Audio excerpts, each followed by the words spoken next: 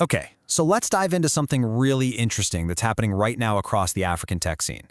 We're not just talking about another funding round or some new app. No, this is much bigger. It's a deep, structural reset that is completely changing the foundation of the continent's digital economy. And really, it all boils down to this one simple, powerful idea. African tech is finally growing up.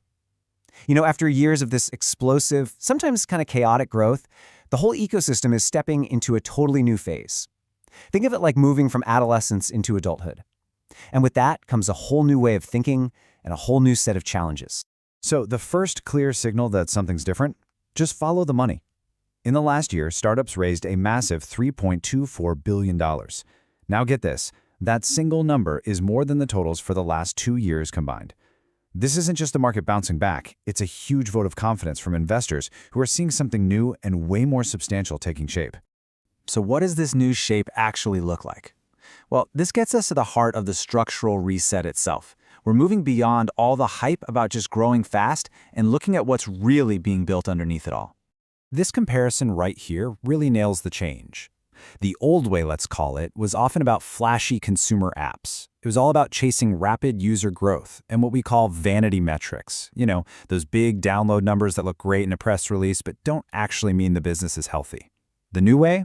It's all about foundational infrastructure, building businesses that can last, and creating real, measurable value. It's way less flash and a whole lot more substance. And there's actually a financial term for this shift. It's called the flight to quality. Basically, it means investors are getting a lot smarter. They're not just throwing money at speculative ideas anymore and hoping something sticks. Now they're actively looking for businesses that are truly built to last, companies that can scale, that are resilient, and that have a clear, believable plan to actually make money and create value. This is the engine that's driving this entire transformation.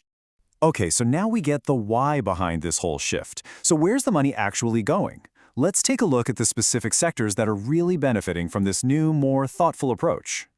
The capital is just pouring into sectors that are critical for the continent's economic backbone. Fintech is still a giant, for sure. But look at the others: clean energy, e-mobility, and solar power. These aren't just trendy apps, right? These are foundational solutions for some of Africa's biggest infrastructure challenges. And this is where investors see real, sustainable, long-term returns. This quote from the source material just captures the mood perfectly. That whole era of just, throwing ideas at the wall to see what sticks, that digital experimentation phase, it's giving way to something much more deliberate. Now it is all about strategic execution and building businesses that can actually last. And this focus on strategy brings us to our next point, which is the actual construction of a new digital foundation. So think about it less like building one shiny skyscraper and more like laying down the pipes, the roads, and the power grid for an entire new city. And you can see that foundation being laid in real time right here in the data. Across sub-Saharan Africa, the majority of businesses are now embracing these core technologies. Over 61% are on the cloud, almost 55% are integrating AI, and over 43% are adopting cybersecurity. This is deep, widespread, fundamental change. So why are they doing this? Well, it all comes down to very practical, bottom-line reasons. They're using this tech to make their operations way more efficient, to get better control over their costs, and, at the end of the day, to give their customers a much better experience. This is what maturity looks like in action. AI is the perfect case study for this. Just a few years ago, AI was this interesting little pilot project, right? A cool experiment for a company to try out. But today, it's evolved into an absolutely essential tool for things like automation, for making better decisions, and for customer service. It's officially moved out of the lab and into the very core of the business. But of course, growing up isn't always easy. It comes with growing pains. And this new phase of maturity brings a whole different set of consequences and hurdles. So what does the path forward actually look like? Well, a lot of analysts believe the future belongs to what you might call invisible companies.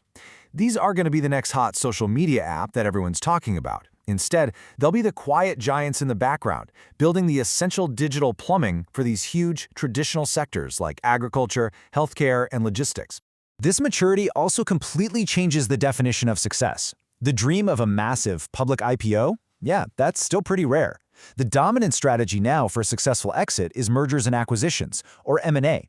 What's happening is that successful startups are increasingly being bought by larger, more established companies, and that's leading to a lot of consolidation in the market.